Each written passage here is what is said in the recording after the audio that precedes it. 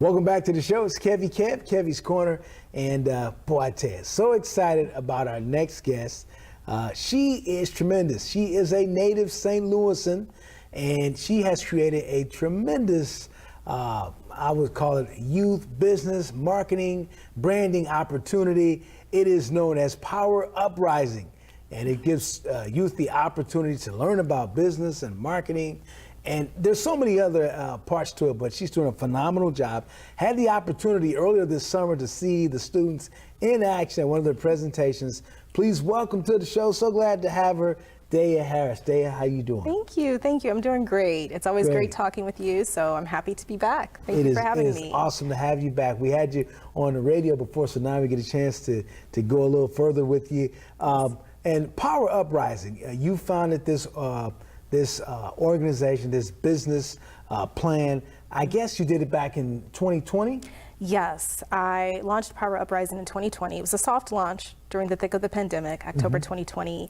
And it was really at a time where I felt people felt powerless. There was, many people were killed from the virus, the COVID virus. There wasn't a vaccine even announced then. And it was also in the wake of George Floyd. So I think especially for brown and black people, it was like, okay, we're in the middle of a pandemic, but we're still experiencing social injustice and discrimination. And I think for me, it was a moment to kind of step out and remind people of their power and to own their power and take it back. And so I knew it was the thick of COVID. So the idea was really a soft launch, which was a promo video. So I had close friends and family submit a 10-second video clip. Just filming themselves, very simple, from their phones and saying what power is to them. What does power mean to you?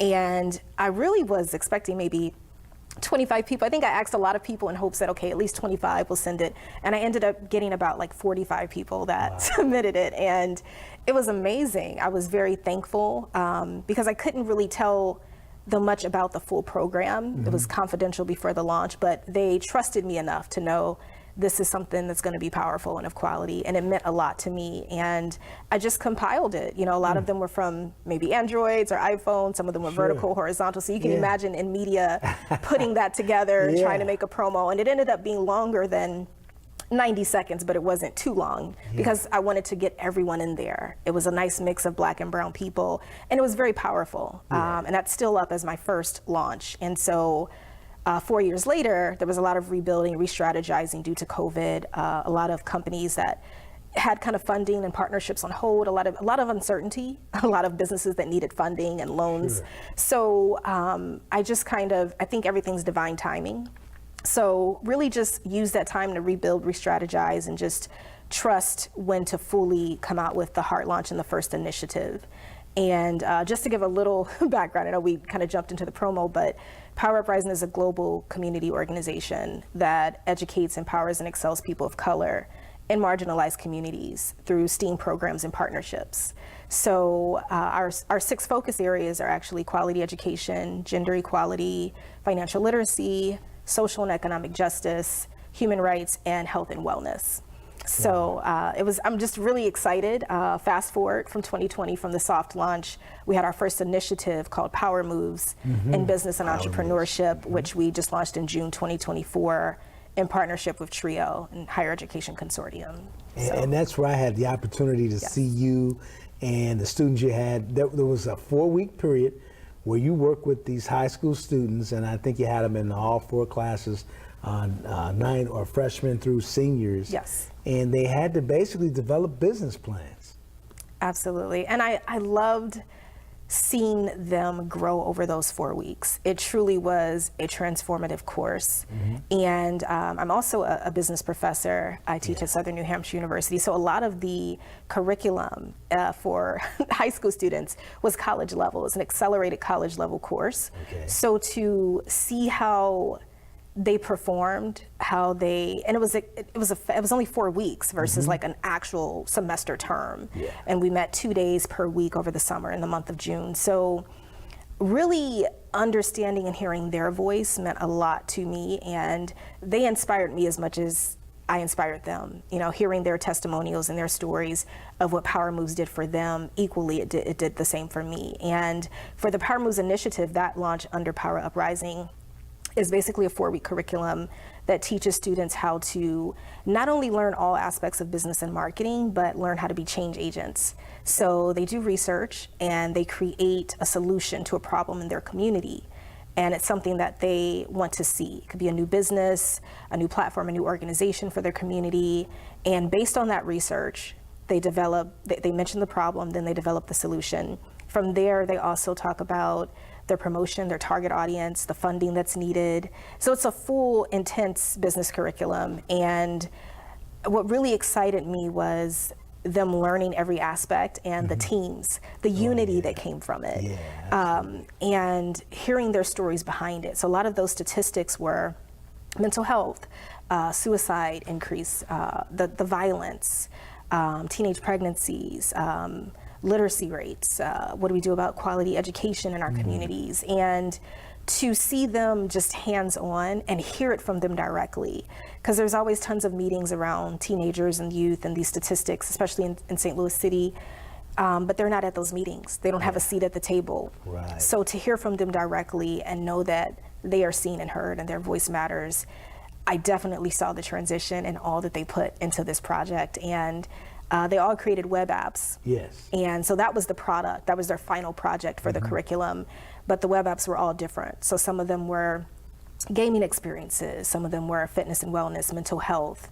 Some of them were for legal aid for students. Some of them were addressing gun violence in schools. So these are just some of the examples of the intensity of how they see their community and what they see as a solution. And all of these products were built for teenagers by teenagers. So they were their own target market. And so I think that was the brilliance of it, and giving them the stage to do that, them learning public speaking, being nervous but overcoming it, and tying it to themselves. What's the why behind it? There has to be something personal. Sure. And that's why I feel it's transformative, because it can't just be numbers and statistics anymore. It can't just be a test score. Right. Like, you have to really speak to youth's mind, mentally, emotionally, spiritually. How is this curriculum changing their entire life and mindset? How is it thought-provoking and engaging for them? And you certainly did that with them. And I guess, you know, I tell you, ladies and gentlemen, I was just so impressed with these young people, just the way they presented themselves. And you had so much taking place. You mentioned it before. It was the public speaking. It was the technology. They had to develop these apps. And then they had to have a plan. And then they had to present this before professionals who from various different career areas. Yes. And then kind of get them on board with what they were trying to promote. Yes. So the final project it was a Shark Tank assimilation style. Yes, so after they Shark created Tank, the product, they had to do a business pitch and present it in front of 5 highly acclaimed judges. And I was very strategic with the judges I picked, very active in the community, people who looked like them, so they see what's possible. And so our first judge was Melanie Johnson, the news anchor from Channel 4 KMOV. KMOV, right? Yes, and Chief John Hayden. Absolutely. He's amazing. He's still the chief. He's still the chief. No question the about Obamas that. are always the president, first lady. So chief, Yeah, he's chief. our forever chief. That's right. Amazing and very active in the community still, even retired.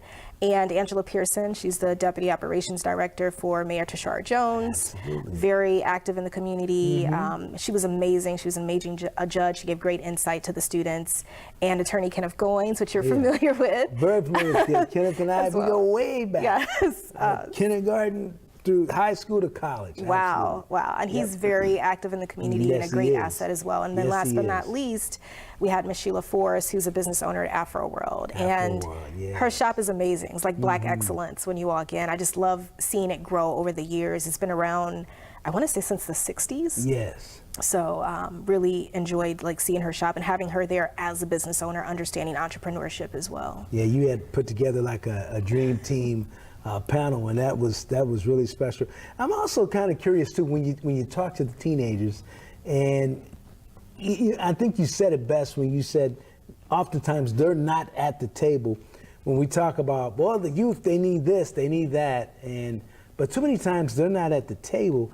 But I'm just kind of wondering, because they had some really honest conversations with you, and I wanted to kind of get a sense of what you were able to get from them in terms of what they thought the biggest needs of St. Louis is with respect to addressing the needs of teenagers. What did you hear from them?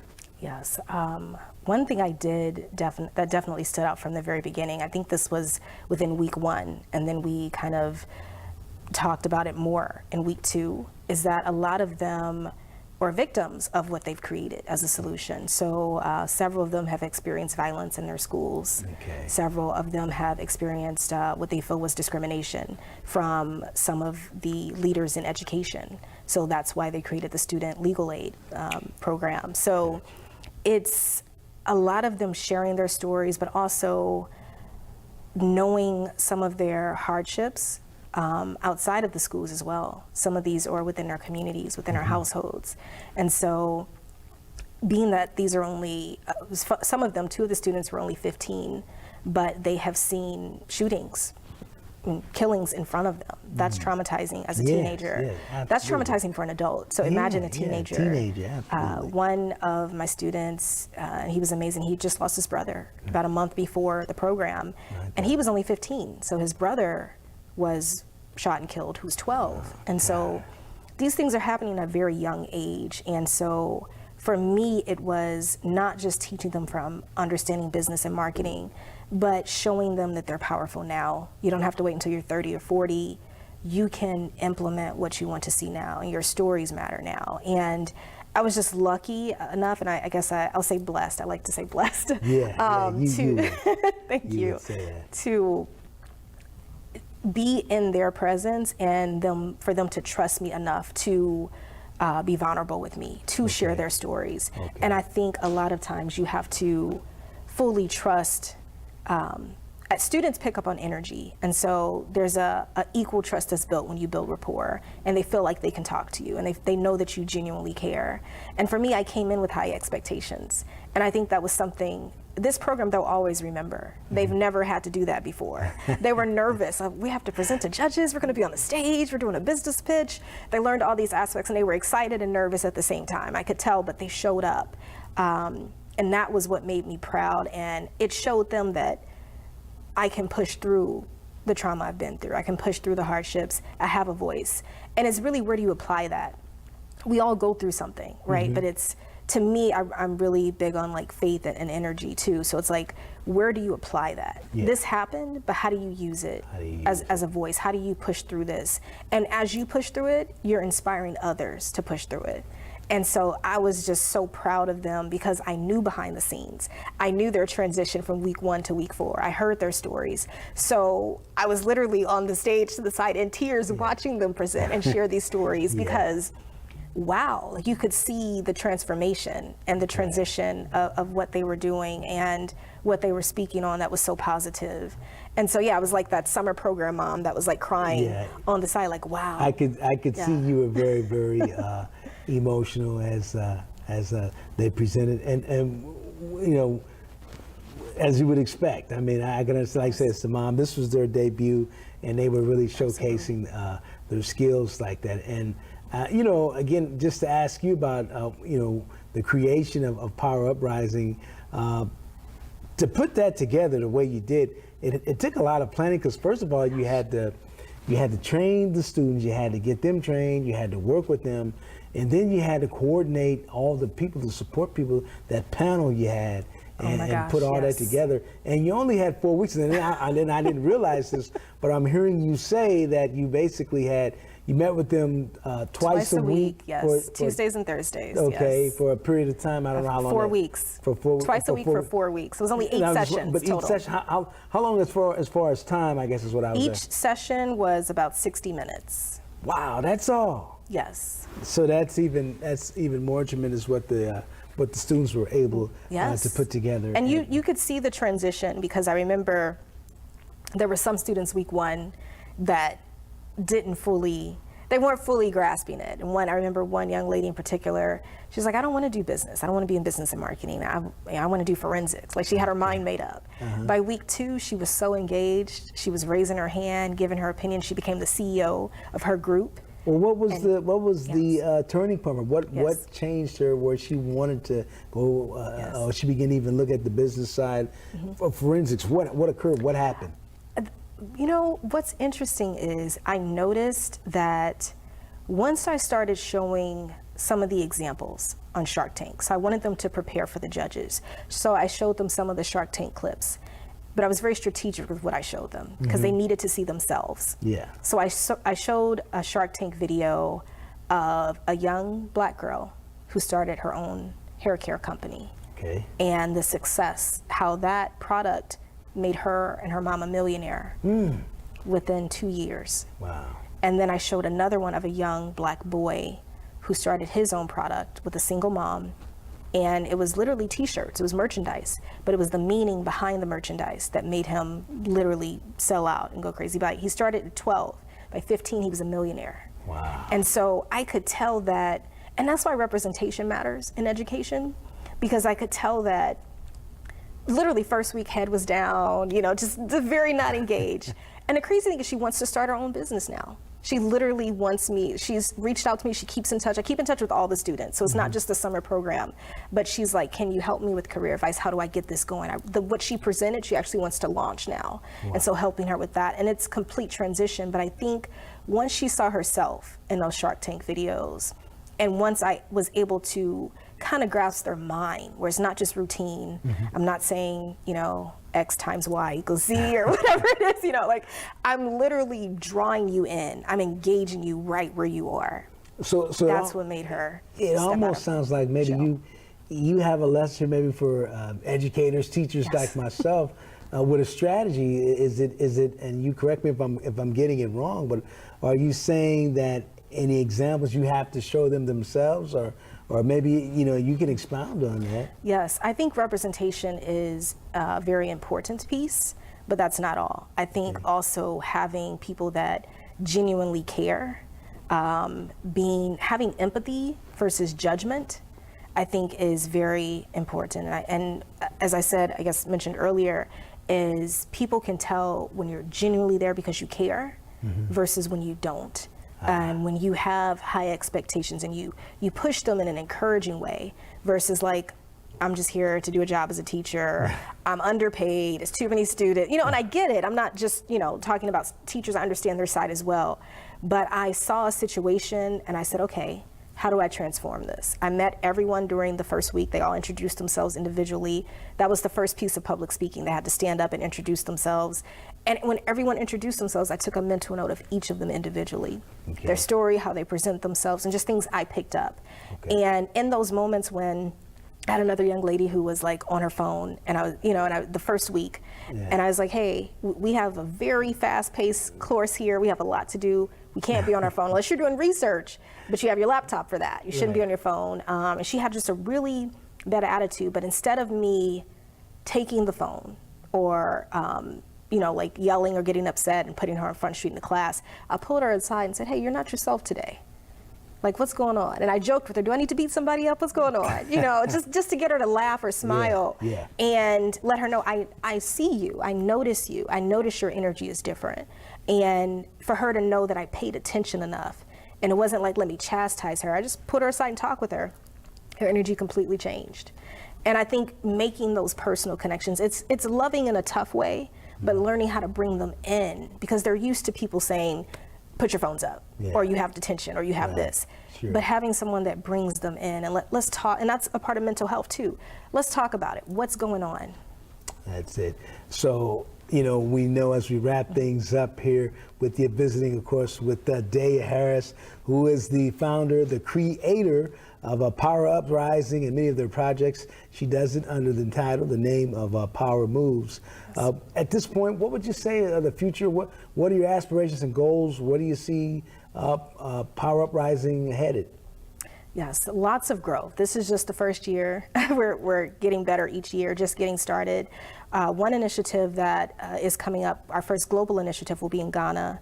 And so I mentioned the 6 focus areas. So that will be more on gender equality, making sure that the young girls there have access to business resources, business education, and just quality education overall. and learning how to brand and market their products and themselves. So I'm really excited about that. Yeah. And as far as St. Louis locally, our next project coming up is with American Basketball Association. Okay. And that will be Power Moves in sports management. So they'll be learning event execution, project management, and marketing and branding. And what's great about that, although Power Moves in business and entrepreneurship is still my spiritual baby, that's the lead. And I learned the students love that. Yeah. Absolutely love that program the most. But we do create custom curriculums as well for different programs, institutions. So this was more of a custom curriculum from Power Moves where students, it's like a paid internship, they get business experience and a business reference that's more on-site versus creating it as entrepreneurial. And so they'll learn a lot and be able to participate in the championship weekend games. And so finalizing and getting that curriculum ready to go for them, and that will start in October. So really excited about that. We'll definitely look out for that in the spring. So as we wrap it up here, Daya, if someone wants to become, if they want to find out more about Power Uprising, Power Moves, how do they get in contact with you, and what should they do? Yes, you can definitely go to poweruprising.com. If you want to email the team directly, you can go to info at poweruprising.com. We're also on every social media network. Yeah. So power.uprising on Instagram, Power Uprising on Facebook. And if you want to reach me directly, I'm DH at poweruprising.com, just my initials for Daya Harris. And we're definitely open to all areas, especially all marginalized communities and inner cities, as well as corporate sponsorships. We're looking at those right now too, global partnerships, and any educational institution that feels like this program is needed or they want to create something custom for their students. If there's a need, we can make it happen and definitely be there. Yeah, and we do have one for HBCUs coming soon as well, college level. Oh, terrific. And we know you're going to do it, and you coordinate whatever you need to make it happen. Well, Daya, thanks so much for being on the show with us again, and continued success to you and Power Uprising along with Power Moves, because you are making some power moves here. Thank you. That is Ms. Daya Harris, and of course she is the founder of Power Uprising. So look them up. Like she said, she's on all the social medias. You can find her and find out about the great work she's doing, and probably bring her into your organization is what you really want to do, and she can help your youth in their development in the business and marketing and just all the areas that she talked about. All right, that is Daya Harris from Power Uprising. Kevy Kev, thanks for being on the show, and we'll talk to you next time.